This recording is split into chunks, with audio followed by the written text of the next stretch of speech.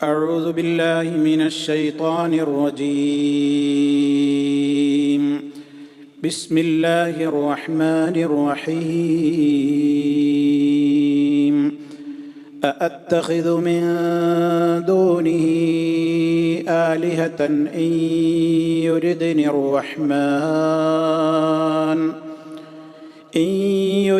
الرحمن بضر لا تغن عني شفاعتهم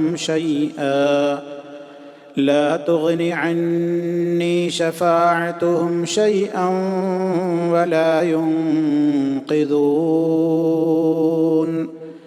إني إذا لفي ضلال مبين. إني آمنت بربكم فاسمعون. قيل ادخل الجنة قال يا ليت قومي يعلمون بما غفر لي ربي وجعلني من المكرمين. الحمد لله. اللهم صل على محمد وعلى آل محمد. أما بعد فاتقوا الله عباد الله. സ്നേഹമുള്ള സഹോദരി സഹോദരന്മാരെ, സുഹൃത്തുക്കളെ, സൂറത്ത് യാസീനിൽ 22 ആയത്തുകളാണ് ഇതിനകം നമ്മൾ വിശദീകരിച്ചത്. തുടർന്നുള്ള ആയത്തുകളാണ് ഇന്ന് പാരായണം ചെയ്ത് കേൾപ്പിക്കപ്പെട്ടത്. ആ നല്ലവനായ മനുഷ്യൻ പട്ടണത്തിൻ്റെ അങ്ങേ അറ്റത്തു നിന്ന് ഓടിക്കിതച്ചു വന്ന് ആ സമൂഹത്തോട് നൽകിയ മുന്നറിയിപ്പാണ് കഴിഞ്ഞ ആയത്തുകളിൽ നമ്മൾ കേട്ടുകൊണ്ടിരുന്നത്. ജനങ്ങളെ, നിങ്ങൾ ഈ പ്രവാചകന്മാരെ പിൻപറ്റണം. അവർ നിങ്ങളോട് ഗുണം മാത്രം പ്രതീക്ഷിക്കുന്ന ആളുകളാണ്. അതുകൊണ്ട് അവർ പറയുന്ന ആ ദൗത്യം, അവർ നിങ്ങളോട് മുന്നോട്ട് വെക്കുന്ന ആദർശം, അതിൻ്റെ പിൻഗാമികളായി, അതല്ലെങ്കിൽ അതിനെ പിന്തുടരുന്നവരായി നിങ്ങൾ മാറണം എന്നൊക്കെ വളരെ തന്മയത്വത്തോടു കൂടി ആ മനുഷ്യൻ വന്ന് ഗുണകാംക്ഷാ നിർഭരമായ മനസ്സോടെ പറയുന്ന ആയത്തുകൾ, ആ വാചകങ്ങളാണ് നമ്മൾ കഴിഞ്ഞ ക്ലാസ്സിൽ കേട്ടത്. അങ്ങനെ അദ്ദേഹം അവരോട് പറയുന്നുമുണ്ട്, റഹ്മാനായ റബ്ബിനെ മാത്രം ആരാധിക്കാനാണല്ലോ ഈ പ്രവാചകന്മാർ നമ്മോട് വന്ന് പറയുന്നത്. അങ്ങനെ ആ പ്രവാചകന്മാരുടെ ആ വാചകത്തെ എതിർക്കുവാൻ നമ്മുടെ മുമ്പിൽ എന്ത് ന്യായമാണ് എൻ്റെ ജനങ്ങളെ ഉള്ളത്? കാരണം നമ്മെ സൃഷ്ടിച്ചിട്ടുള്ള ഏകനായ ഒരുവൻ അല്ലാഹു അല്ലയോ? ഒമാലിയ ലാ അഅ്ബുദുല്ലദീ ഫതറനി, എന്നെ ഇല്ലായ്മയിൽ നിന്ന് സൃഷ്ടിച്ചുണ്ടാക്കിയ സൃഷ്ടാവായ അവനെ മാത്രം ഞാൻ ആരാധിക്കാതിരിക്കാൻ എനിക്ക് എന്ത് ന്യായമാണുള്ളത്? ഇലൈഹി തുർജഊൻ, അവങ്കലേക്കാണ് നിങ്ങളും മടക്കപ്പെടുന്നത്. അപ്പൊ സൃഷ്ടാവാണ് അള്ളാഹു, അതുകൊണ്ട് അവനെ മാത്രമേ ആരാധിക്കാവൂ. അവനെയല്ലാതെ മറ്റാരെങ്കിലും ആരാധിക്കുവാൻ നമുക്കെന്ത് ന്യായമാണുള്ളത്? ഒരു ന്യായവുമില്ല എന്ന് അദ്ദേഹം ജനങ്ങളെ സലക്ഷ്യം സമർത്ഥിച്ചു കൊടുക്കുകയാണ്. കാരണം ഫാത്തിറായവൻ, ഖാലിഖായവൻ, ബാരി ആയവൻ, ഇതൊക്കെ സൃഷ്ടാവ് എന്ന് തന്നെയാണ് അർത്ഥം. അള്ളാഹുവിൻ്റെ നാമങ്ങളാണ് ഖാലിഖ്, ബാരി, മുസവ്വിർ, ഫാത്തിർ. ഇതൊക്കെ സൃഷ്ടിപ്പുമായി ബന്ധപ്പെട്ട അവൻ്റെ നാമങ്ങളും ഗുണങ്ങളുമാണ്. ആ രൂപത്തിലുള്ള പ്രത്യേകത അവൻ്റേത് മാത്രമാണെന്നിരിക്കെ അവനെ മാത്രമല്ലാതെ മറ്റാരെയെങ്കിലും ആരാധിക്കുവാൻ നമ്മുടെ കയ്യിൽ എന്ത് ന്യായമാണുള്ളത്? മാത്രമല്ല, നമ്മളൊക്കെ മരണപ്പെട്ട് കഴിഞ്ഞാൽ നമ്മളെല്ലാം മടക്കപ്പെടുന്നത് അവൻ്റെ അടുക്കലേക്കുമാണ്. എങ്കിൽ ആ റബ്ബിനെ അല്ലാതെ മറ്റാരെയും ആരാധിക്കുവാൻ ഒരു ന്യായവും ഞാൻ കാണുന്നില്ല എന്ന് അദ്ദേഹം ആ ജനങ്ങളോടിങ്ങനെ തൗഹീദ് പറഞ്ഞുകൊണ്ടേയിരിക്കണം. തുടർന്നുകൊണ്ട് അദ്ദേഹത്തിൻ്റെ ആ തൗഹീദ് ഈ പ്രബോധനത്തിൻ്റെ അടുത്ത വാചകമാണ് ഇനി കേൾക്കാൻ പോകുന്നത്. അദ്ദേഹം തുടർന്നുകൊണ്ട് ചോദിക്കുകയാണ്, അത്തഖിദു, ഞാൻ സ്വീകരിക്കുകയോ? അത്തഖിദു, ഇത്തഖദ എന്ന് പറഞ്ഞാൽ സ്വീകരിച്ചു. അത്തഖിദു എന്ന് പറഞ്ഞാൽ ഞാൻ സ്വീകരിക്കുക. അതിൻ്റെ മുമ്പ് ഒരു ഇസ്തിഫ്ഹാമിൻ്റെ ഹംസയുണ്ട്. അത്തഖിദു, അതൊരു ഇസ്തിഫ്ഹാം ഇൻകാരിയാണ്. നിഷേധാത്മകമായ നിലക്ക് ഒരു കാര്യത്തെ നിഷേധിക്കുവാൻ വേണ്ടിയുള്ളൊരു ചോദ്യമാണ്, അല്ലാതെ ആളുകളോട് സംശയം ചോദിച്ചതല്ല. അത്തഖിദു, ഞാൻ സ്വീകരിക്കുകയോ? അങ്ങനെ പാടില്ലല്ലോ എന്നാണ് ആ ചോദ്യത്തിൻ്റെ അർത്ഥം. അത്തഖിദു, ഞാൻ സ്വീകരിക്കുകയോ? മിൻ ദൂനിഹി, അവനെ കൂടാതെ, ആ റഹ്മാനായ ഫാത്തിറായ അവനെ കൂടാതെ ഞാൻ സ്വീകരിക്കുകയോ? ആലിഹത്തൻ, ഇലാഹുകളെ, ആരാധ്യന്മാരെ. ആ ഇലാഹ് എന്നുള്ളതിൻ്റെ ബഹുവചനമാണ് ആലിഹത്തുൻ, ആരാധ്യന്മാരെ, ആ അള്ളാഹുവിന് പുറമെ ആരാധ്യന്മാരെ ഞാൻ സ്വീകരിക്കുകയോ? അത് പാടില്ലല്ലോ, ചെയ്യാൻ പാടില്ലാത്ത കാര്യമല്ലേ അത്, ഒരിക്കലും അരുതാത്ത കാര്യമല്ലേ അത്. അതുകൊണ്ട് തന്നെ എനിക്കതിനെങ്ങനെ കഴിയും? അവരെ ഞാൻ എങ്ങനെ ആരാധ്യരാക്കും? ഞാൻ എങ്ങനെ അവരെ ഇലാഹുകളായി ഞാൻ എങ്ങനെ വിശ്വസിക്കും? ഞാൻ എങ്ങനെ അവരെ ആരാധ്യരാക്കും? കാരണം പറയുന്നത് 2 പോയിന്റ് എടുത്തു പറയുന്നുണ്ട്. ഒന്നാമത്തെ കാരണം, ഈ യുരിദിനി റഹ്മാൻ, റഹ്മാനായ അള്ളാഹു എനിക്ക് ഉദ്ദേശിച്ചിട്ടുണ്ടെങ്കിൽ, അറാദ ഉദ്ദേശിച്ചു, തന്നെ ബുഖാരിയാണ് യുരീദു. ഈ യുരിദിനി എനിക്ക് ഉദ്ദേശിക്കുന്ന പക്ഷം, ഈ യുരിദിനി എനിക്ക് ഉദ്ദേശിക്കുന്ന പക്ഷം, ആര്? അർ-റഹ്മാൻ, പരമകാരുണികനായ അള്ളാഹു എനിക്ക് ഉദ്ദേശിക്കുന്ന പക്ഷം. എന്തുദ്ദേശിക്കുന്ന പക്ഷം? ബി ളുരിൻ, വല്ല ആപത്തും, വല്ല രോഗമോ ബുദ്ധിമുട്ടോ ദാരിദ്ര്യമോ കഷ്ടപ്പാടോ ഇനി എന്തെങ്കിലും ഒരു ഉപദ്രവം എനിക്കെൻ്റെ റബ്ബ് ഉദ്ദേശിച്ചിട്ടുണ്ടെങ്കിൽ, ലാ തുഗ്നി, അവ ഉപകരിക്കുകയില്ല, അന്നീ, എനിക്ക് ഇലാഹുകളൊന്നും ഉപകരിക്കൂല. അതായത് ശഫാഅത്തുഹും, അവരുടെ റെക്കമെൻഡ്, അവരുടെ ശുപാർശ, ശൈഅൻ, യാതൊരു നിലക്കും അവരുടെ ശുപാർശ എനിക്ക് ഉപകാരം ചെയ്യുകയില്ല. അള്ളാഹു എനിക്ക് വല്ല ആപത്തും ബാധിപ്പിക്കാൻ ഉദ്ദേശിച്ചിട്ടുണ്ടെങ്കിൽ ഈ റബ്ബല്ലാത്ത മറ്റുള്ളവരെ ഞാൻ ആരാധിച്ചിട്ട് ഒരു കാര്യമല്ല. ആ ആരാധ്യന്മാരാണെന്ന് പറയപ്പെടുന്നവർക്കൊന്നും അള്ളാഹിനോട് റെക്കമെൻഡ് ചെയ്തിട്ട് എൻ്റെ കാര്യം നേടിത്തരാനോ എനിക്ക് ബാധിക്കാൻ പോകുന്ന ദുർറിൽ നിന്ന് എന്നെ രക്ഷപ്പെടുത്താനോ അവർക്കൊന്നും കഴിയൂല. പിന്നെ എന്തിനാ ഞാൻ അവരെ വിളിച്ച് പ്രാർത്ഥിക്കുന്നു? പിന്നെ എന്തിനാ ഞാൻ അവരെ ആരാധിക്കുന്നു? ആരാധിക്കുന്ന ആളുകൾക്ക് ഒന്നുകിൽ മറ്റൊരാളോട് റെക്കമെൻഡ് ചെയ്ത് വാങ്ങിത്തരാൻ പറ്റണം, അതിനവർക്ക് പറ്റൂല. ഇനി വലാ യുൻഖിദൂൻ, അവർക്ക് എന്നെ രക്ഷപ്പെടുത്താനുമാവില്ല, അവർക്ക് എന്നെ രക്ഷിക്കാനുമാവില്ല. അൻഖദ, അൻഖദ എന്ന് പറഞ്ഞാൽ രക്ഷപ്പെടുത്തി എന്നാണ് അർത്ഥം. അൻഖദ അതിൻ്റെ മുളാരിയാണ് യുൻഖിദു. വലാ യുൻഖിദൂനി, എന്താ നൂനിനൊക്കെ കെസറ് കൊടുക്കുന്നത് കണ്ടില്ലേ? വലാ യുൻഖിദൂനി എന്നാണ് ശരിക്ക്. എന്നെ രക്ഷപ്പെടുത്താനും അവർക്ക് കഴിയൂല. അവിടെ വലാ യുൻഖിദൂൻ, അവിടെ യാ കളഞ്ഞിട്ടുണ്ട് എന്നുള്ളതിൻ്റെ അടയാളമായി കൊണ്ടാണ് നൂനിന് എന്ത് കൊടുത്തത്? കെസറ് നൽകിയത്. അതൊരു ഭാഷാ നിയമം പറഞ്ഞതാണ്. അപ്പോൾ ഒന്നുകൂടെ പറയാം, ഈ വ്യക്തി ആ ജനങ്ങളോട് തൗഹീദിന്റെ മൂല്യം പഠിപ്പിച്ചു കൊടുക്കുന്ന വാചകാണ്. ആദ്യം അദ്ദേഹം എന്ത് പറഞ്ഞു? ഒമാലിയ ലാ അഅ്ബുദുല്ലദീ ഫതറനി വഇലൈഹി തുർജഊൻ, അവനാണ് എന്നെ പടച്ചവൻ, അവങ്കിലേക്കാണ് മരിച്ചാൽ എല്ലാവരും മടക്കപ്പെടുകയും ചെയ്യുക. പിന്നെ അവനല്ലാതെ ഞാനെങ്ങനെ മറ്റാരെങ്കിലും എങ്ങനെ ആരാധിക്കാം? മാത്രല്ല അള്ളാഹു അല്ലാത്തവരെ ആരാധിക്കുന്നത് മഠയത്തരല്ലേ, ബുദ്ധിശൂന്യതയല്ലേ. റബ്ബ് മാത്രമാണ് ഇലാഹ്, ലാ ഇലാഹ ഇല്ലല്ലാഹ്. ഇനി അവനല്ലാതെ ഒരു ആലിഹത്തിനെ ഞാൻ എങ്ങനെ സ്വീകരിക്കാനാ? അത്തഖിദു, ഞാൻ സ്വീകരിക്കുകയോ? മിൻ ദൂനിഹി, അവനു പുറമെ, ആലിഹത്തൻ, മറ്റു ആരാധ്യരെ ഞാൻ സ്വീകരിക്കുകയോ? എന്താ അതുകൊണ്ട് കാര്യം? എന്താ അവരെ ഞാൻ ആരാധിച്ചിട്ട് കാര്യം? ഒരു കാര്യമില്ല. കാരണം ഈ യുരിദിനി റഹ്മാൻ, പരമകാരുണികനായ അള്ളാഹു എനിക്ക് ഉദ്ദേശിച്ചിട്ടുണ്ടെങ്കിൽ, ബിളുരിൻ, വല്ല ബുദ്ധിമുട്ടും എനിക്ക് തരാൻ എൻ്റെ റബ്ബ് ഉദ്ദേശിച്ചിട്ടുണ്ടെങ്കിൽ, ലാ തുഗ്നി അന്നീ, എനിക്ക് ഉപകരിക്കൂല, ശഫാഅത്തുഹും, ഇവരുടെ ഒന്നും റെക്കമെൻഡ്, ശൈഅൻ, ഒരു നിലക്കും ഉപകരിക്കൂല. അവർക്ക് അങ്ങനെ അള്ളാഹിനോട് റെക്കമെൻഡ് ചെയ്യാനായിട്ടുള്ള അനുവാദം ഇല്ലാട്ടോ. അള്ളാഹു തആലയോട് അങ്ങനെ റെക്കമെൻഡ് ചെയ്യാൻ അവർക്കൊട്ട് പറ്റൂല. പിന്നെ വലാ യുൻഖിദൂൻ, ഞാൻ അതല്ലെങ്കിൽ റെക്കമെൻഡ് ഒന്നും അല്ല, അള്ളാഹ് നേരിട്ട് എല്ലാ കഴിവും അവർക്ക് ആദ്യം കൊടുത്തിട്ടുണ്ട്, എന്നാൽ സ്വന്തമായിട്ട് അവർ ഞങ്ങളെ രക്ഷപ്പെടുത്തൂ? അതുമില്ല. നേരിട്ട് രക്ഷപ്പെടുത്താനും കഴിയില്ല, ഇനി വേറൊരാളോട് പറഞ്ഞ് റെക്കമെൻഡ് ചെയ്ത് രക്ഷപ്പെടുത്താനും ഇവരെ കൊണ്ടൊന്നും കഴിയൂല. എൻ്റെ റബ്ബിന് മാത്രമേ അതിന് കഴിയുള്ളൂ. അതുകൊണ്ട് പിന്നെ അവനെ അല്ലാതെ ഞാൻ മറ്റൊരാലിഹത്തിന് സ്വീകരിക്കുകയോ? അതെന്തുമാത്രം വിഡ്ഢിത്തമാണ് എന്നാണ് ആ നല്ലവനായ മുഅ്മിനായ മനുഷ്യൻ ഈ ജനങ്ങളോട് ഉത്ബോധിപ്പിക്കുന്നത്. നമ്മൾ മനസ്സിലാക്കണം സഹോദരങ്ങളെ, അദ്ദേഹത്തിൻ്റെ ആ ചോദ്യത്തിൽ നിന്ന് നമ്മൾ തൗഹീദിൻ്റെ വശങ്ങൾ പഠിക്കണം. അതാ അദ്ദേഹം ചോദിച്ചത്, അത്തഖിദു, ഞാൻ സ്വീകരിക്കുകയോ? മിൻ ദൂനിഹി, അവന് പുറമെ, ആലിഹത്തൻ, ഇലാഹുകളെ സ്വീകരിക്കുകയോ? ഈ ഇലാഹുകളെ സ്വീകരിക്കുക എന്ന് പറഞ്ഞാൽ എന്താണ് ഇപ്പോൾ ഇവിടെ അദ്ദേഹം വന്ന് ജനങ്ങളോട് പറയുന്നത്? ആരാണ് ഈ ജനങ്ങൾ? ഈ ജനങ്ങൾ ഇവിടെ അല്ലല്ല എന്ന് പറയുന്ന ആൾക്കാരല്ല. ശരിക്കും മനസ്സിലാക്കി പോകണം ഈ പോയിന്റ്. ഈ മനുഷ്യൻ ദൂരദേശത്ത് നിന്ന് വന്ന് ഈ ജനങ്ങളോട് താക്കീത് നൽകുമ്പോൾ, ഈ മുർസലുകൾ അയക്കപ്പെട്ട ഈ നാട്ടുകാർ, ഈ ജനങ്ങൾ, ഇവർ അള്ളാനെ നിഷേധിക്കുന്നവരല്ല. അള്ളയാണ് ഖാലിഖ്, അള്ളയാണ് എല്ലാം പടച്ചത്, അള്ളയാണ് എല്ലാ റിസ്ക്കും തരുന്നത്, അള്ളയാണ് മുദബ്ബിർ, അള്ളയാണ് മരിപ്പിക്കുന്നവൻ, അള്ളയാണ് ജീവിപ്പിക്കുന്നവൻ എന്ന റബ്ബിൻ്റെ റുബൂബിയത്ത് അവരും അംഗീകരിക്കുന്നുണ്ട്. എന്താ ഈ റുബൂബിയത്ത് എന്ന് പറഞ്ഞാൽ? അള്ളയാണ് എല്ലാം പടച്ചത്, അവനാണ് എല്ലാത്തിൻ്റെയും റബ്ബ്, അവനാണ് ജീവിപ്പിക്കുന്നത്, മരിപ്പിക്കുന്നത്, റിസ്ക് തരുന്നത് എന്നൊക്കെയുള്ള വിശ്വാസമാണെന്ത് റുബൂബിയത്ത് എന്ന് പറയുന്നത്. അതെല്ലാവരും അംഗീകരിക്കുന്നുണ്ട്. പിന്നെ ഇവരുടെ പ്രശ്നം എന്താ? ഇവർ ഉലൂഹിയത്ത് വേറുള്ളവർക്ക് കൊടുക്കുന്നുണ്ട്. ഉലൂഹിയത്ത് എന്ന് പറഞ്ഞാൽ എന്താ? ദിവ്യത്വം എന്ന് പറയാം നമുക്ക് മലയാളത്തിൽ.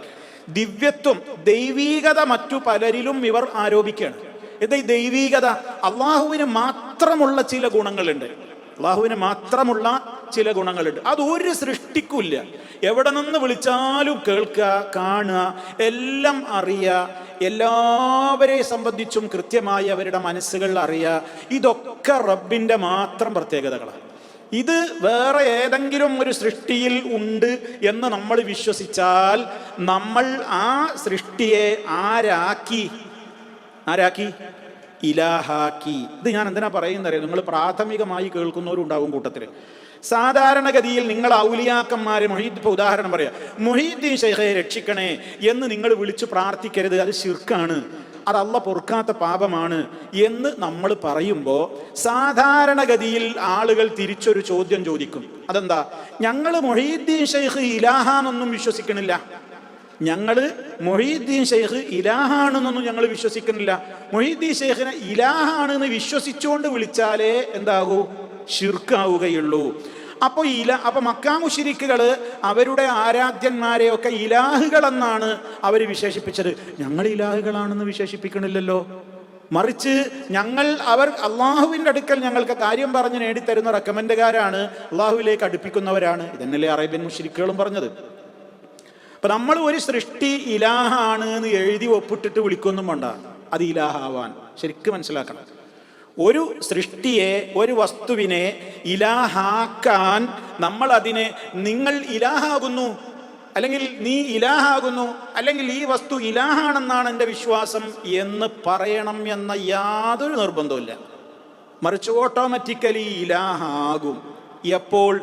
ഇലാഹായ അള്ളാഹുവിൻ്റെ മാത്രമുള്ള സവിശേഷതയിൽ ഏതെങ്കിലും ഒരു സവിശേഷത ഏതെങ്കിലും ഒരു സൃഷ്ടിയിൽ നമ്മൾ ചേർത്തി പറഞ്ഞാൽ ആ സൃഷ്ടിയെ നമ്മൾ ഇലാഹാക്കി കഴിഞ്ഞു. നീ നമ്മളതിനെ ഇലാഹെന്ന് പേര് പറഞ്ഞോളണമെന്നൊന്നുമില്ല, ആക്കി കഴിഞ്ഞു. അപ്പോൾ എവിടെ നിന്ന് വിളിച്ചാലും കേൾക്കും, ഉത്തരം ചെയ്യും, കാണും എന്നാണ്. അള്ളാഹുവേന്ന് വിളിക്കുമ്പോൾ നമ്മളെ അഖീദ വിശ്വാസത. നമ്മളിപ്പോൾ അള്ളാഹെന്നാണ് വിളിക്കുമ്പോൾ നമ്മളെ വിശ്വാസം എന്താണ്?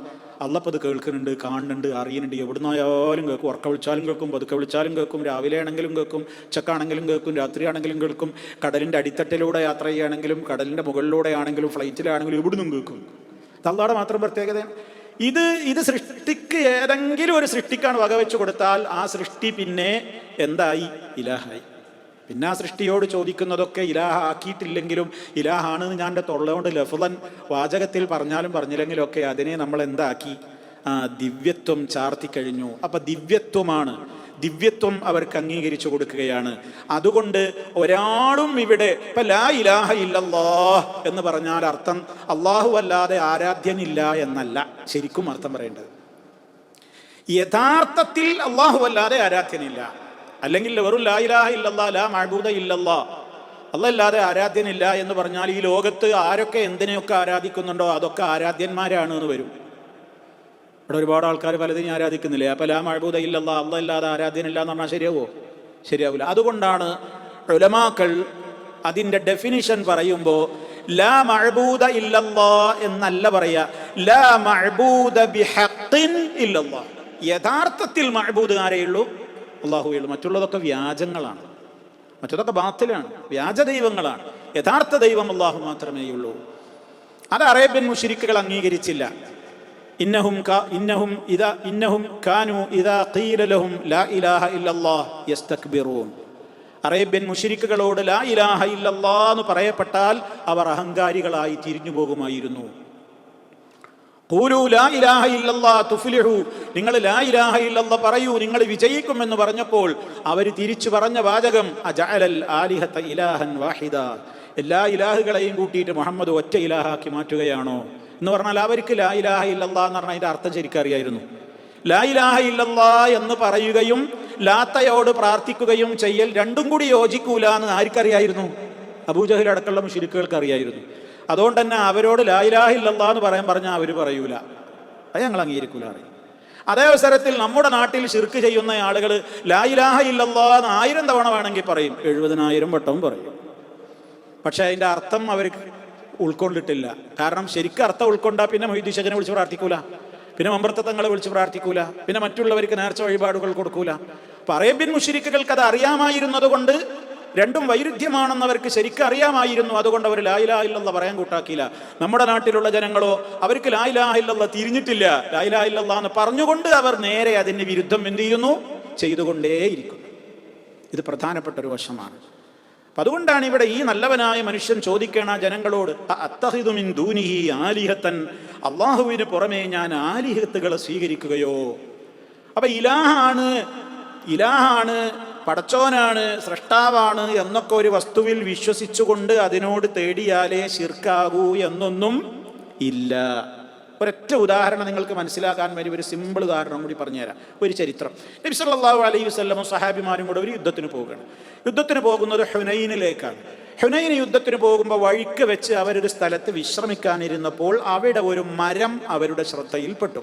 സഹാബികളുടെ ശ്രദ്ധയിൽ ഒരു മരം കണ്ടു അവർ. ആ മരത്തിനൊരു പ്രത്യേകതയുണ്ട്.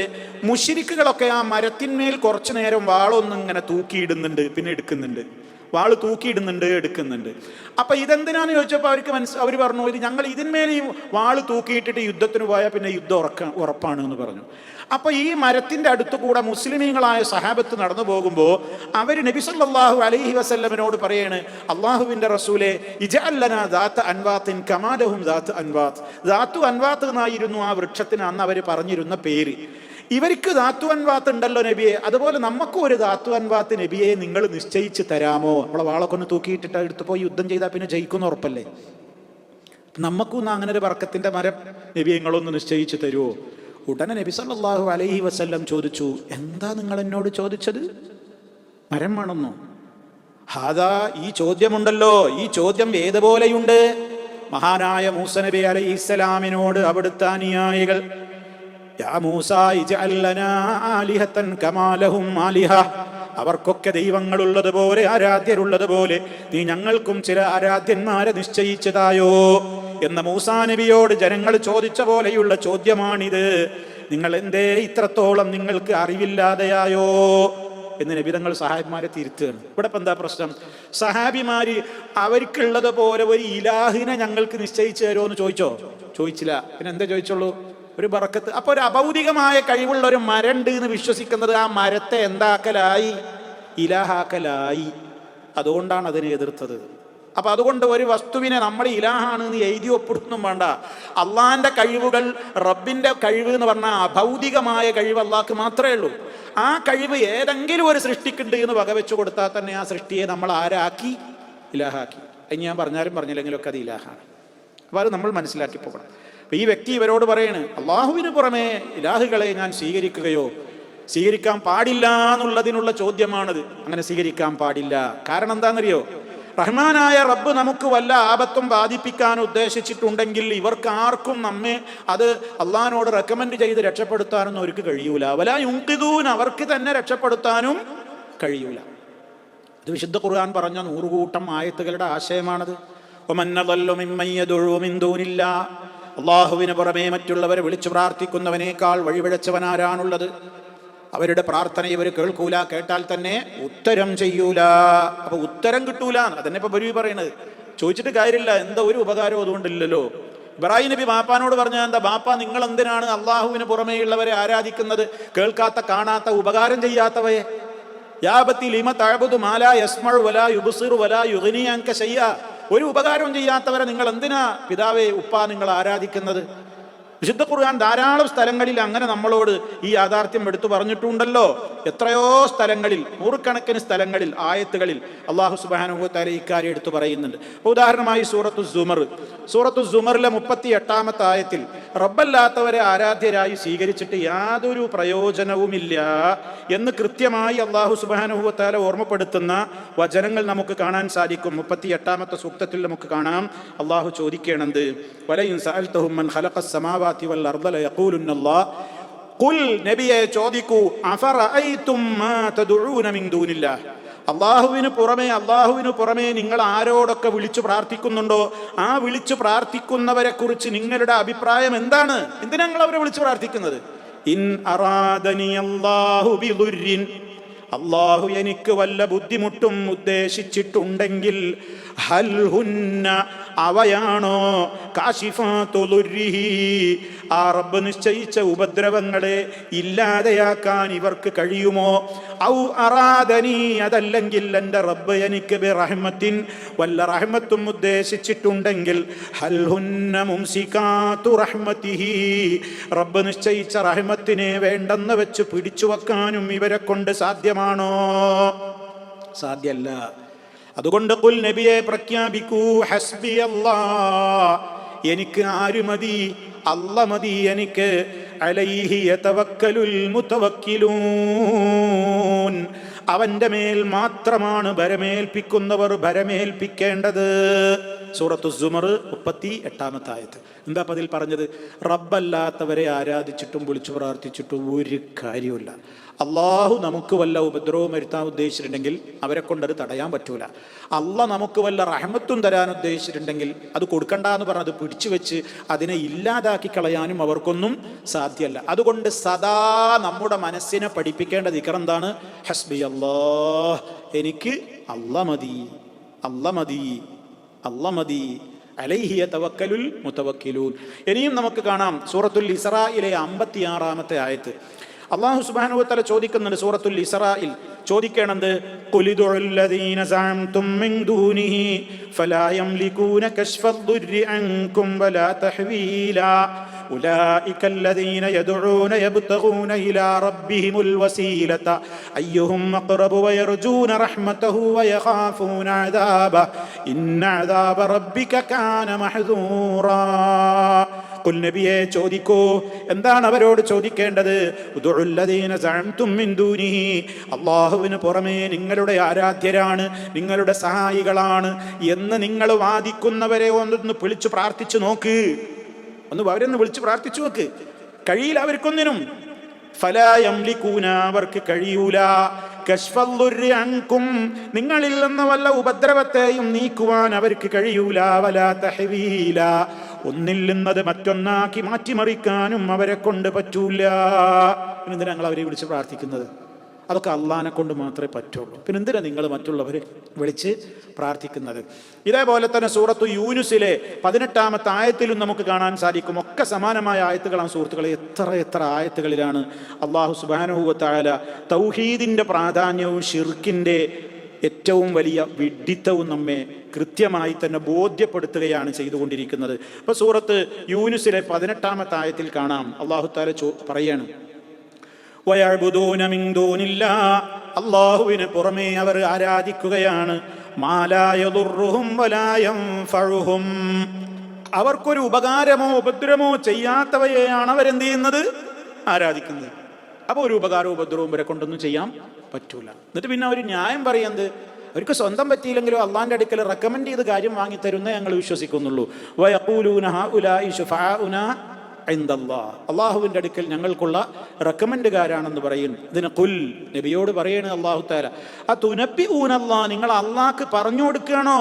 ബിമാ ലാ യഅലമു ഫിസ്സമാവാതി വലാ ഫിൽ അർളി, ആകാശഭൂമികളിൽ റബ്ബിനറിയാത്തത് നിങ്ങൾ പറഞ്ഞു കൊടുക്കുകയാണോ? സുബ്ഹാനഹു വ തആല അമ്മാ യുശ്രികൂൻ, റബ്ബിൽ പങ്കു ചേർക്കുന്ന എല്ലാവിധ കാര്യങ്ങളിൽ നിന്നും എത്രയോ ഉന്നതനും പരിശുദ്ധനുമാണ് അല്ലാഹു. കണ്ടോ സൂറത്ത് യൂനുസിലെ 18-ാമത്തെ ആയത്ത്. ഇനി അതേ സൂറത്ത് യൂനുസിന്റെ തന്നെ 106-ാമത്തെ ആയത്ത് നമുക്ക് കാണാൻ സാധിക്കും. വലാ തദ്ഉ മിൻ ദൂനില്ലാഹ്, അല്ലാഹുവിന് പുറമേ നീ വിളിച്ചു പ്രാർത്ഥിക്കരുത്. മാ ലാ യൻഫഉക വലാ യദുർറുക, നിനക്ക് ഉപകാരമോ ഉപദ്രവമോ ചെയ്യാത്തവയെ നീ വിളിച്ച് തേടരുത്. ഫഇൻ ഫഅൽത, നീ എങ്ങാനും അപ്രകാരം ചെയ്തു പോയാൽ, നമ്മളെ മനസ്സിനെ കിടിലം കൊള്ളിക്കേണ്ട നിർദ്ദേശ വചനമാണ്. അല്ലാഹ് പറയാണ്, നീ എങ്ങാനും അങ്ങനെ ചെയ്തു പോയാൽ ഫഇന്ന കൈദം മിനല്ലാലിമീൻ, നീ കടുത്ത അക്രമികളിൽ പെട്ടുപോവുക തന്നെ ചെയ്യും. അല്ലാഹ് അല്ലാത്തവരെ വിളിച്ച് പ്രാർത്ഥിക്കരുത്. അങ്ങനെ ചെയ്താൽ കടുത്ത അക്രമമാണ്. മാത്രമല്ല, എന്തിനാ നിങ്ങൾ ഈ വിളിച്ച് പ്രാർത്ഥിക്കുന്നത്? എന്താ അവർക്ക് നിങ്ങൾക്ക് ചെയ്തു തരാൻ പറ്റുക?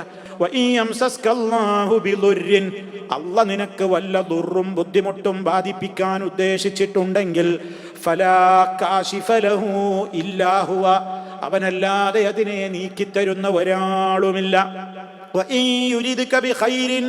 ഇനി റബ്ബ് നിനക്ക് വല്ല നന്മയും ഉദ്ദേശിച്ചിട്ടുണ്ടെങ്കിലോ ഫലാ റാദ്ദ ലിഫളിഹി, ആ റബ്ബ് തരാൻ ഉദ്ദേശിച്ച ഫളിനെ തടുക്കാനും ഒരാളെ കൊണ്ടും കഴിയൂല. പിന്നെന്തിനാ നിനക്ക് ആ റബ്ബ് പോരെ? അങ്ങനെയുള്ള റബ്ബ് പോരെ നിനക്ക് ദുആ ചെയ്യാനും നേർച്ച ചെയ്യാനും മറവ് നടത്താനും പ്രാർത്ഥിക്കാനും ഒക്കെ നിനക്ക് ആ റബ്ബ് പോരെ? ഇതാണ് അള്ളാന്റെ ചോദ്യം. സഹോദരങ്ങളെ, വളരെ ഗൗരവമാണ് വിഷയം. ഇങ്ങനെ ധാരാളം ആയത്തുകളിൽ നമുക്കിങ്ങനെ ഈ വിഷയം അല്ലാഹു തആല പറയുന്നത് കാണാൻ സാധിക്കും. അപ്പം ഇതാണ് ആ നല്ലവനായ മനുഷ്യൻ. സൂറത്ത് യാസീനിൽ പറഞ്ഞ മുഅ്മിനായ മനുഷ്യൻ നാട്ടുകാരോട് വന്നിട്ട് പറയാണ്, അത്തഖിദു മിൻ ദൂനിഹി ആലിഹ, എന്ത് ന്യായമാണുള്ളത് ഞാൻ അങ്ങനെ ഇലാഹുകളെ സ്വീകരിക്കേ? എന്താ കാരണം? ഈ യുരിദിനി റഹ്മാൻ, റഹ്മാനായ റബ്ബ് എനിക്ക് വല്ല ബുദ്ധിമുട്ടും തരാൻ ഉദ്ദേശിച്ചിട്ടുണ്ടെങ്കിൽ ലാ തുഗ്നി അന്നീ ശഫാഅത്തുഹും, അവരുടെ ഒന്നും റെക്കമെൻഡ് എനിക്ക് ഒരു ഉപകാരവും ചെയ്യൂല. എൻ്റെ ആപത്തിൽ നിന്ന് എനിക്കത് രക്ഷപ്പെടുത്താൻ അവരുടെ റെക്കമെൻഡ് കൊണ്ട് കാര്യമില്ല. വലാ യുൻഖിദൂൻ, അവർ എന്നെ അങ്ങനെ അർത്ഥം പറയേണ്ടത് രക്ഷപ്പെടുത്തുകയും ചെയ്യുകയില്ല. തീർന്നില്ല. മാത്രമല്ല അദ്ദേഹം തുടർന്നുകൊണ്ട് പറയണത്, ഇന്നി ഇദല്ലഫി ദലാലിൻ മുബീൻ. എന്താ അതിൻ്റെ അർത്ഥം? ഇന്നി, തീർച്ചയായും ഞാൻ, ഇദൻ അന്നേരം എന്ന് പറഞ്ഞാൽ എന്താ? ഞാനെങ്ങാനും എൻ്റെ റബ്ബല്ലാത്തവരെ ആരാധിക്കുകയും റബ്ബിനു പുറമെ മറ്റു ആരാധ്യരെ സ്വീകരിക്കുകയും ചെയ്തു പോയാൽ അതാണ് ഇദൻ. ഇന്നി, തീർച്ചയായും ഞാൻ, ഇദൻ അന്നേരം, ഇങ്ങനെ വല്ലതും എൻ്റെ ജീവിതത്തിൽ വന്നു പോയാൽ ഞാൻ ആരായിത്തീരും? ലഫീ ദലാലിൻ മുബീൻ, ഞാൻ വ്യക്തമായ പിഴവിൽ തന്നെ പെട്ടുപോകും. ഏറ്റവും വലിയ പിഴവാണത്. ലഫീ ദലാൽ, എന്താ ദലാൽ എന്ന് പറഞ്ഞാൽ? വഴികേട്. മുബീൻ എന്ന് പറഞ്ഞാലോ വ്യക്തമായ വഴികേടാണ്. അതല്ലേ ഖുർആനും ചോദിച്ചത്, വമൻ അദല്ലു, ഏറ്റവും വലിയ വഴിപിഴവ് വേറെ ഏതാരാണുള്ളത്? പഴച്ചവൻ ആരാ ഉള്ളത്? ആരേക്കാൾ? റബ്ബല്ലാത്തവരെ വിളിച്ചു പ്രാർത്ഥിക്കുന്നവരേക്കാൾ വഴികെട്ടവൻ വേറെ ആരാണുള്ളത്?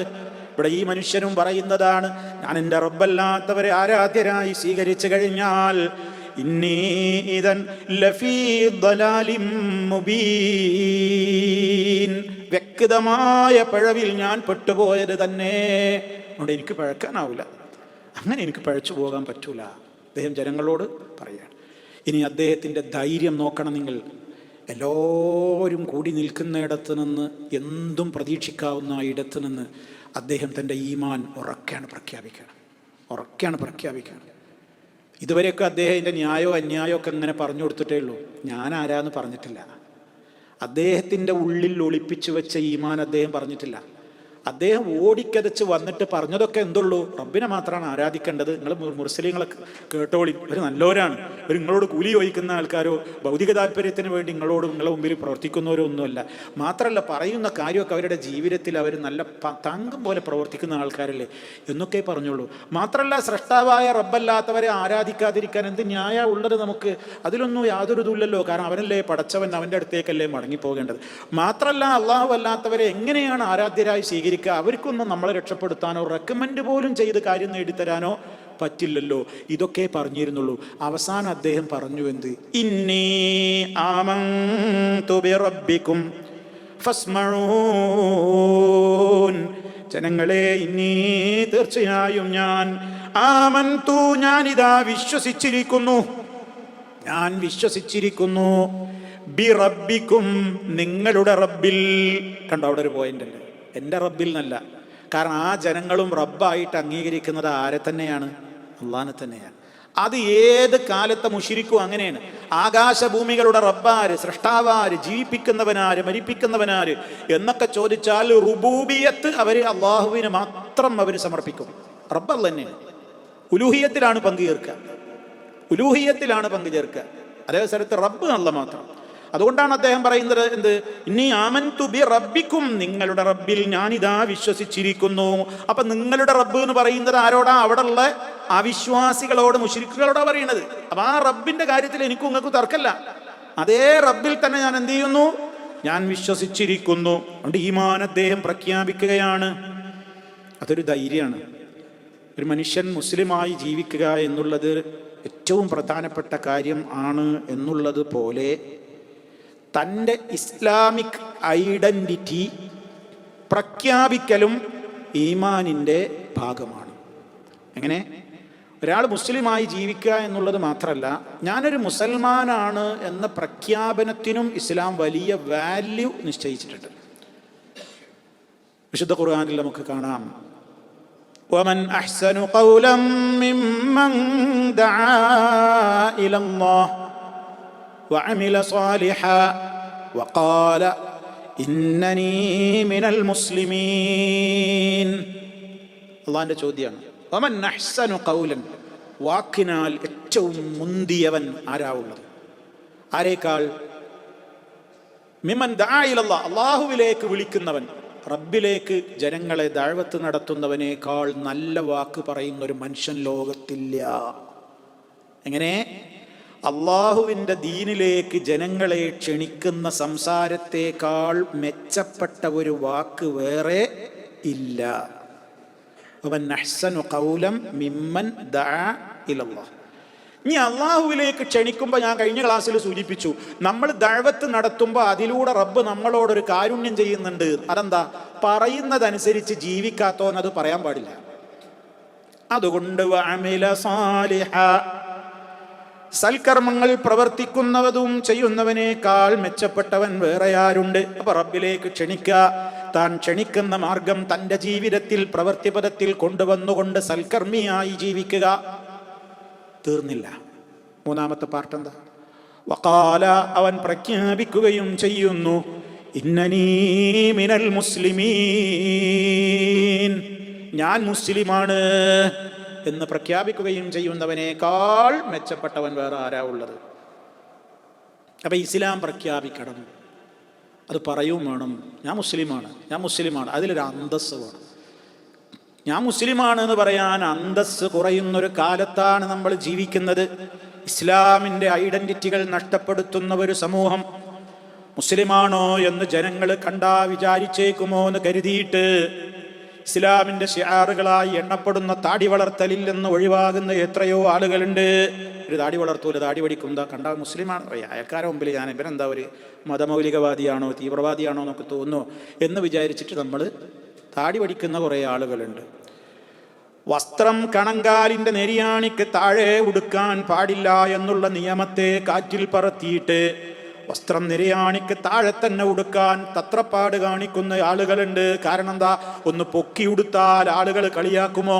ഇവനൊരു മതമൂലികവാദിയാ, ഇവനൊരു ഫണ്ടമെന്റലിസ്റ്റാ, ഇവനൊരു ടെററിസ്റ്റാണോ, ഇവനൊരു ഭീകരവാദിയാണോ എന്ന് തോന്നുമോ എന്ന് കരുതിയിട്ട് അങ്ങനെ ചെയ്യുന്നവർ. ഇസ്ലാമിൻ്റെ ഹിജാബ് അണിയാത്ത സ്ത്രീകളുണ്ട് പുറത്തേക്ക് പോകുമ്പോൾ. എന്തുകൊണ്ട്? അതൊക്കെ സമൂഹത്തിൻ്റെ മുമ്പിൽ, അതൊക്കെ ഒരു മതത്തിൻ്റെ വലിയ നിഷ്ഠുള്ള ആളാണെന്ന് തോന്നുന്നു. സമൂഹം എന്നെ എങ്ങനെ വിലയിരുത്തും? ഒരു ഫാഷനൊന്നും ഇല്ലാത്ത ഏതോ ഒരു അധകൃത വർഗക്കാരിയാണ്, ഏതോ ഒരു പരിഷ്കാരമില്ലാത്ത, ഏതോ 6-ാം നൂറ്റാണ്ടിൽ നിന്ന് ബസ് കിട്ടിയിട്ടില്ലാത്ത പെണ്ണാണ് എന്നൊക്കെ ആളുകൾ പറയോ എന്നൊക്കെ വിചാരിച്ചിട്ട് അങ്ങനെ ഇസ്ലാമിൻ്റെ ഷിആറുകളോട് പുച്ഛം തോന്നുന്ന എത്രയോ ആളുകളുണ്ട്. ജനങ്ങൾ കൂടി നിൽക്കുന്നിടത്തൊന്ന് ഉറക്കെ പോയിട്ട് അസ്സലാമു അലൈക്കും എന്ന് പറയാൻ അന്യ ആൾക്കാരുണ്ട് എന്ന് കണ്ടാൽ മടി തോന്നുന്ന ആളുകളുണ്ട്. ഇപ്പം അസ്സലാമു അലൈക്കും എങ്ങനെ പറയാം? മറ്റുള്ളവരെന്താ വിചാരിക്കുക? ജനങ്ങളുടെ കൂട്ടത്തിൽ വെച്ച് നമ്മളൊന്ന് തുമ്മിയാലും നമ്മൾ നടപ്പിലാക്കേണ്ട സുന്നത്താണ് അൽഹംദുലില്ലാഹ്. കേൾക്കുന്നവൻ യർഹമുക്കല്ലാഹ്, തിരിച്ചു വീണ്ടും യഹ്ദീകുമുല്ലാഹു വയുസ്ലിഹു ബാലക്കും. അത് പലപ്പോഴും ആൾക്കൂട്ടത്തിനിടയിലാണെങ്കിൽ പറയാൻ മടിയുള്ള ആളുകളുണ്ട്. മുസ്ലിമീങ്ങളുടെ കൂട്ടത്തിലാണെങ്കിലും പറയാൻ മടിയുള്ളവരുണ്ട്. ഇനി മറ്റെവിടെയെങ്കിലും ആണെങ്കിൽ അവർക്കിത് തോന്നുന്നു, ഇതിപ്പോൾ ഇയാൾ വെറുതെന്ന് വിചാരിച്ചിട്ട് അത് പറയാത്ത ആളുകളും ഉണ്ട്. ട്രെയിനിലും ഫ്ലൈറ്റിലുമൊക്കെ യാത്ര ചെയ്തുകൊണ്ടിരിക്കെ നിസ്കാരത്തിൻ്റെ സമയമായാൽ സീറ്റിലിരുന്നു കൊണ്ടെങ്കിലും നിർവഹിക്കേണ്ടുന്ന നിർബന്ധമായ കർമ്മമായ നിസ്കാരം അതനുഷ്ഠിക്കാത്ത എത്രയോ സഹോദരന്മാരുണ്ട്, സഹോദരിമാരുണ്ട്. എന്താ കാരണം? തൊട്ടടുത്തിരിക്കുന്ന ആളിങ്ങനെ നോക്കില്ല, എന്തപ്പോൾ ഈ ചങ്ങായി കാണിക്കണം? കുറേ കുനിയനുണ്ട്, നീ വരുന്നുണ്ട്, കുറേ ആംഗ്യം കാണിക്കുന്നുണ്ട്, വിരലി കൊണ്ടുണ്ട്, കൈയ്യെട്ടുന്നുണ്ട്, എന്തപ്പോൾ ഇതെന്ന് ഓം വിചാരിക്കൂലേ? എന്നാൽ ഇനിയിപ്പോൾ വേണ്ട, തൽക്കാലം പരി പോയിട്ട് കള്ളാവ് കിട്ടാ എന്ന് കരുതുന്ന ആളുകളുമുണ്ട്. പറ്റില്ല. എത്ര ആളുകളാണെന്നറിയോ? വലിയ സങ്കടം തോന്നും. ഇവിടുന്ന് ഈ രാത്രി കാലത്ത് പുറപ്പെടുന്ന ഫ്ലൈറ്റുകളുണ്ട്. നമ്മുടെ നാട്ടിലാണെങ്കിൽ ഷുറൂക്കും കഴിഞ്ഞിട്ടേ അത് ലാൻഡ് ചെയ്യുള്ളൂ. അതിൻ്റെ ഇടയ്ക്കാണെങ്കിൽ ഒരു സുബഹി വരുന്നുണ്ട്. സുബഹി ആണെങ്കിൽ ജമ്മിനിട്ട് വകുപ്പില്ലാത്തൊരു നിസ്കാരമാണ്. ഒരു 10, 130, 160 ആളൊരു ഫ്ലൈറ്റിലുണ്ടെങ്കിൽ ഒരു 4-5 ആൾക്കാർ നിസ്കരിച്ചെങ്കിലായി. അല്ലാത്തവരൊന്നും നിസ്കരിക്കൂല. അതിന് 100 വസ്വാസ ആളുകൾക്ക്. എന്തിനായി വസ്വാസ്? നമ്മൾ ഉളുവെടുത്ത് കയറി ടൈമായി എന്ന് ഉറപ്പ് വരുത്തി ഖിബിലപ്പം എന്തായാലും കിട്ടൂല. ഇരിക്കുന്ന സീറ്റിലിരിക്കുക, നിസ്കരിക്കുക, കൈയിട്ടുക, ഫാത്തിഹ ഓതുക, സൂറത്ത് ഓതുക, റുക്കൂയിലേക്ക് ഒന്ന് കുനിയുക, സമീഅല്ലാഹു ലിമൻ ഹമിദഹു, സുജൂദിലേക്ക് ഒന്നും കൂടി കൂടുതലാണ് കുനിയുക, ഇടയിലിരിക്കുക, വീണ്ടും സുജൂദ്, രണ്ടാമത്തെ റക്അത്ത്, ഫാത്തിഹ, സൂറത്ത്, റുക്കൂഴ്, ഇടയിൽ എഴുത്തിദാല്, സുജൂദ്, ഇടയിലിരുത്തം, സുജൂദ്, വീണ്ടും ഇരുന്ന് തശഹുദ് ചൊല്ലി സലാം കൂട്ടി. എത്ര എളുപ്പമുള്ളൊരു സംഗതിയാണ്. അത് ചെയ്യൂല. അപ്പം അതിന് 100 വസ്വാസം. അപ്പം അതെന്താ പലപ്പോഴും ചിലപ്പോൾ അതൊക്കെ ചെയ്യുമ്പോൾ വല്ലാത്തൊരു ചെയ്യുകയാണെങ്കിൽ തന്നെ എന്തോ മറ്റോ കാണുന്നുണ്ടോ, ഇവൻ അറിയണുണ്ടോ. ട്രെയിനിൽ നിന്നൊക്കെ ആണെങ്കിലോ, ട്രെയിനിൽ നിന്നൊക്കെ വലിയ ബേജാറാണ്. നമ്മളിങ്ങനെ ഇരുന്ന് നിസ്കരിക്കുന്നത് 4 പോർ അപ്പുറത്തെ ആളിരിക്കണം, ഇപ്പുറത്തെ ആളുടെ അതിൻ്റെ ഇടയിൽ നിന്ന് നിസ്കരിച്ച് കിട്ടണ്ടേ. നമുക്ക് വെറുതെ തോന്നുകയാണ് സുഹൃത്തുക്കളെ. നിങ്ങൾ അവിടുത്തെ ആ മുസ്ലിമീങ്ങളോടൊന്ന് ചോദിച്ചു നിസ്കരിക്കണം, ഒന്ന് മാറിത്തരാലോ. അയാൾ വേഗം അപ്പുറത്തെ സീറ്റിലേക്ക് ചാടി എണീറ്റ് വേഗം നമുക്ക് സൗകര്യം ചെയ്തു തരും. നമ്മളോടൊക്കെ റെസ്പെക്റ്റ് കൂടുകയുള്ളൂ. പറയേണ്ട ആവശ്യമില്ല. അവരത് മനസ്സിലാക്കിയിട്ട് നമ്മളോട് റെസ്പെക്റ്റാണ് അത്തരം ആളുകൾക്കൊക്കെ. പക്ഷെ നമുക്കാണെന്ത് ഒരു ചിറ്റമ്മ നയം, ഒരു പിറകോട്ട്, എന്നെ അങ്ങനെ വിചാരിക്കുമോ, എന്താ ഇപ്പം ഈ ആൾക്കാരുടെ ഇടയിൽ ഞാൻ ആയിത്തീരുക, അങ്ങനെ വിചാരിക്കുക ചെയ്യരുത്. ഞാൻ മുസ്ലിമാണോ, എൻ്റെ ഇസ്ലാമിക് ഐഡന്റിറ്റി എവിടെയും നിലനിർത്തണം. വഖാല ഇന്നനീ മിനൽ മുസ്ലിമീൻ, നിലനിർത്തണം എവിടെയും. ഖാല ഇന്നനീ മിനൽ മുസ്ലിമീൻ. ഇവിടെ ഈ മനുഷ്യൻ കണ്ടോ, അദ്ദേഹം പ്രഖ്യാപിച്ചു ഇന്നി ആമന്തു ബിറബ്ബിക്കും, യജമാനനായ നിങ്ങളുടെ റബ്ബിൽ ഞാൻ വിശ്വസിച്ചിരിക്കുന്നു. അതുകൊണ്ട് ഇനി അദ്ദേഹത്തിന് ജനങ്ങളോടൊരു കാര്യം പറയാനുണ്ട് സ്നേഹത്തോടെ. അതെന്താ? ഞാൻ വിശ്വസിച്ചു എന്ന് മാത്രമല്ല, എനിക്ക് നിങ്ങളോട് അത് അറിയിക്കാൻ മാത്രമല്ല ഞാനിപ്പോൾ അത് പറയുന്നത്. ഫസ്മഊൻ, ആകയാൽ എന്നെ നിങ്ങളൊന്ന് കേൾക്കണേ. എന്നെ നിങ്ങൾ കേൾക്കണം എന്ന് പറഞ്ഞാൽ ഞാൻ പറയണത് നിങ്ങളൊന്ന് കേൾക്കണം. പ്ലീസ്, ഞാൻ പറയണത് നിങ്ങളൊന്ന് കേൾക്കണം. ഫസ്മഊനി, എന്നെ നിങ്ങൾ കേൾക്കണേ. എന്നെ ഞാൻ പറയുന്നത് നിങ്ങളൊന്ന് അനുസരിക്കും. എന്തിനാ വെറുതെ വാശി പിടിച്ച് ശിർക്കിലായി മരിച്ചു പോകണം? മഹാനായ മനുഷ്യൻ, എന്തായിരുന്നു ഇദ്ദേഹത്തിൻ്റെ പേര് എന്നാണ് ഭൂരിപക്ഷം വ്യാഖ്യാതാക്കളും പറയുന്നത്. ഹബീബുൻ നജ്ജാർ. ഹബീബുൻ നജ്ജാർ എന്ന് പറയുന്ന ഈ മുഅ്മിൻ ആലു യാസീൻ, യാസീൻ കുടുംബത്തിലെ അഥവാ യാസീൻ സൂറത്തിലെ വിശ്വാസികളിൽപ്പെട്ട മുഅ്മിനായ ഹബീബുൻ നജ്ജാർ, അദ്ദേഹം ഇത് പ്രഖ്യാപിച്ചതോടുകൂടെ എന്ത് സംഭവിച്ചു എന്ന് ഇനി ആയത്തിൽ പറയണില്ല കേട്ടോ. പക്ഷേ എന്ത് സംഭവിച്ചു എന്നാണ് ചരിത്രം പറയുന്നത്. അത് പറഞ്ഞതോടുകൂടി അദ്ദേഹത്തെ ജനങ്ങൾ കൊന്നുകളഞ്ഞു. അത് പറഞ്ഞതോടുകൂടി വെട്ടിയാണ് കൊന്നു. പ്രഖ്യാപിച്ച് തൗഹീദാൻ പ്രഖ്യാപിച്ച് നിങ്ങളൊക്കെ ഞാൻ പറയണത് കേൾക്കണം എന്ന് പറഞ്ഞതോടുകൂടി കൊന്നു. ആ മനുഷ്യനെ കൊന്നു. ഓടിക്കതച്ച് എന്തിനാപ്പ വന്നത്? തൗഹീദ് പറയാൻ വന്നു. എന്തേ കിട്ടി? കൊന്നുകളഞ്ഞു. ജനങ്ങൾ കൊന്നുകളഞ്ഞു. സൂറത്തെ യാസീൻ ഓതുമ്പോൾ നമ്മളെ മനസ്സിലിങ്ങനെ വരണം, ആ മനുഷ്യനിങ്ങനെ ഓടിക്കതച്ച് വന്നത് ആ നാട്ടിലേക്ക് വന്നിട്ട് തൗഹീദ് പറയാനാണ്. കഴിഞ്ഞ ക്ലാസ്സിലും ഞാൻ പറഞ്ഞു, നമ്മളിത് പറഞ്ഞോ, നമ്മളെന്നാരും കൊല്ലൊന്നുമില്ല, ഒരു പേടിയും പേടിക്കണ്ട. പക്ഷേ എന്നിട്ട് പോലും ശാന്തമായ അന്തരീക്ഷത്തിൽ പോലും ബന്ധപ്പെട്ടവരോടൊന്ന് തൗഹീദ് പറയാൻ നമുക്ക് മനസ്സ് വരുന്നില്ല. ആ മനുഷ്യൻ ഷഹീദായി. കൊന്നു. ആ ജനങ്ങൾ കൊന്നു എന്ന് മാത്രമല്ല, മനുഷ്യൻ മരണപ്പെട്ടപ്പോൾ അദ്ദേഹത്തിന് അല്ലാഹു സുബ്ഹാനഹു വ തആല കൊടുക്കുന്ന സ്ഥാനം നോക്കൂ. ഖീല ദുഖുലിൽ ജന്ന, അദ്ദേഹത്തോട് പറയപ്പെട്ടു, മരണാനന്തരം അദ്ദേഹത്തോട് പറയപ്പെട്ടു. എന്താ പറയപ്പെട്ടത്? ഉദ്ഖുലിൽ ജന്ന, സ്വർഗത്തിലേക്ക് പ്രവേശിച്ചോളൂ. അതിനിപ്പോൾ ഖിയാമത്ത് നാൾ വരണ്ടേ സ്വർഗം കിട്ടണമെങ്കിൽ? പിന്നെ എന്താണ് പറഞ്ഞത്? ഖബറില്, ബർസഖിൽ സ്വർഗമുണ്ട്, ബർസഖിൽ നരകമുണ്ട്. നമ്മളെ മരിച്ച് ഖിയാമത്ത് നാളിൽ പുനരുജ്ജീവിപ്പിക്കപ്പെടുന്നതിൻ്റെ ഇടയ്ക്കുള്ള കാലം ജീവിക്കാനുള്ള ഇടത്തിനാണ് എന്ത് പറയുന്നത്? അറബിയിൽ ബർസഖ്. ബർസഖ് എന്ന് പറഞ്ഞാൽ ഭാഷാർത്ഥം എന്താണ്? മറ എന്നാണ്. ദുന്യാവിൻ്റെയും ആഖിറത്തിൻ്റെയും ഇടയ്ക്കുള്ള ഒരു മറയാണ് വാസ്തവത്തിൽ ഖബർ ജീവിതം. അദ്ദേഹത്തെ ഖബറിൽ വെക്കപ്പെട്ടതോടുകൂടി പറയപ്പെട്ടു ഉദ്ഖുലിൽ ജന്ന, സ്വർഗത്തിലേക്ക് പ്രവേശിച്ചോളൂ. കാരണം മോമിനീങ്ങളായ ആളുകളെ ഖബറിൽ വെച്ച് കഴിഞ്ഞാൽ അവർക്ക് പിന്നെ ഈമാനികമായ നിലക്കുള്ള അവരുടെ എല്ലാ കാര്യങ്ങളുടെയും സുഖങ്ങളുടെ ഉദ്ഘാടനം നിർവഹിക്കപ്പെട്ട് കഴിയുകയാണ്. സ്വർഗത്തിൽ നിന്നൊരു വാതിലാണ് തുറന്നു കൊടുക്കപ്പെടും. ചോദ്യങ്ങൾക്കൊക്കെ കൃത്യം മറുപടി കിട്ടുമ്പോൾ സ്വർഗത്തിൽ നിന്നൊരു വാതിലാണ് തുറന്നു കൊടുക്കപ്പെടും. പിന്നെ ആ മനുഷ്യന് ഫറൗഹും വറൈഹാൻ, നല്ല സുഗന്ധത്തിന്റെ കാറ്റ്, സുഗന്ധത്തിന്റെ പരിമളം എല്ലാം അടിച്ചു വീശുകയാണ്. സ്വർഗീയ കാറ്റ്, സ്വർഗീയ കാഴ്ചകൾ. അങ്ങനെ അദ്ദേഹം ഖബറിൽ ഒരു ജന്നത്തിൽ കഴിയുന്നത് പോലെ. അതേ അവസരത്തിൽ കാഫറാണെങ്കിലോ അവൻ്റെ അടുക്കലേക്ക് വിഷക്കാറ്റും ചൂട് കാറ്റുമാണ് വമിക്കുക. നരകിയ കാഴ്ചകളാണ് അവൻ കാണുക. അള്ളാഹു നമ്മെ കാത്ത് രക്ഷിക്കുമാറാകട്ടെ. ഖബറിൽ ശിക്ഷയുമുണ്ട്, രക്ഷയുമുണ്ട്. അതിന് വിശുദ്ധ ഖുർആനിലെ പല തെളിവുകളിൽ ഒരു തെളിവാണ് ഇതും. ഹബീബുൻ നജ്ജാർ റളിയല്ലാഹു തആല അൻഹു റഹ്മത്തുള്ളാഹി അലൈഹി വഫാത്തായ ഉടനെ പറയപ്പെട്ടു, സ്വർഗത്തിലേക്ക് കയറിക്കോളൂ. ഖബറിലുള്ള സ്വർഗമാണത്. ഖബറിലെ ആ ഒരു സ്വർഗീയമായ ആനന്ദമാണത്. ഖബർ ശിക്ഷയെ നിഷേധിക്കുന്ന, പരിഹസിക്കുന്ന എത്രയോ ആളുകളുണ്ട്. ഖബർ ശിക്ഷയൊന്നുമില്ല, അതൊക്കെ വെറുതെ പറയാണ്. ഉണ്ട്, യാഥാർത്ഥ്യമാണ്. അതുകൊണ്ടാണ് 5 നേര നിസ്കാരത്തിൽ നിന്നും ഖബർ ശിക്ഷയിൽ നിന്ന് കാവൽ ചോദിക്കാതെ നമ്മൾ നിസ്കാരത്തിൽ നിന്ന് പിരിയാറില്ല. അല്ലാഹുമ്മ ഇന്നി അഊദു ബിക മിൻ അദാബിൽ ഖബ്ർ വമിൻ അദാബിൻ നാർ വമിൻ ഫിത്നത്തിൽ മഹ്യാ വൽ മമാതി വമിൻ ഫിത്നത്തിൽ മസീഹിദ് ദജ്ജാൽ. അല്ലാഹുവിന്റെ റസൂലിന്റെ കൽപ്പനയാണ്, ഇസ്തഈദു ബില്ലാഹ്, നിങ്ങൾ അല്ലാഹുവിനോട് കാവൽ ചോദിക്കണേ. മിൻ അദാബിൽ ഖബ്രി, ഖബർ ശിക്ഷയിൽ നിന്ന്. ഖബർ ശിക്ഷയിൽ നിന്ന് കാവൽ ചോദിക്കണം, മറക്കരുത്. അതൊക്കെ പിന്നെ തശഹ്ഹുദ് ചൊല്ലിത്തീരുമ്പോൾ നമ്മൾ ഓട്ടോമാറ്റിക്കലി ഇങ്ങനെ പറഞ്ഞു വിടരുത്. അല്ലാഹുമ്മ ഇന്നി അഊദു ബിക മിൻ അദാബിൽ ഖബ്രി എന്ന് പറയുമ്പോൾ ഖബറിലെ ശിക്ഷയെ രംഗൊക്കെ അങ്ങനെ ഓർമ്മ വരണം. ആയിരങ്ങൾ, കോടിക്കണക്കിന് ആളുകൾ ഇന്ന് ഖബറിലാണ്. നമ്മുടെ കൂടെ കഴിഞ്ഞിരുന്ന ഒരുപാട് ആളുകൾ ഇന്ന് ഖബറിലാണ്. റബ്ബ് സന്തോഷം നൽകട്ടെ. നമുക്കും പോയി കിടക്കാനുള്ളതാണ്. എപ്പോഴാണെന്നൊന്നും ഒരു പരിധിയില്ല, അതിരൊന്നുമില്ല ഇതിന്. ഇപ്പം മരിച്ചോ ഉടനെ നമ്മുടെ ബന്ധുക്കൾ എത്രയും വേഗം കുളിപ്പിച്ച് കഫൻ ചെയ്ത് ഖബർ വെട്ടി ഖബറിലാക്കും. പിന്നെ അവിടെ ഇമ്മാ നഈം വ ഇമ്മാ അദാബ്, ഒന്നുകിൽ നഈം നിഅമത്ത് അല്ലെങ്കിൽ അദാബ്. അത് ഉറപ്പാണ്. അല്ലാഹുവിനോട് കാവൽ ചോദിക്കണം.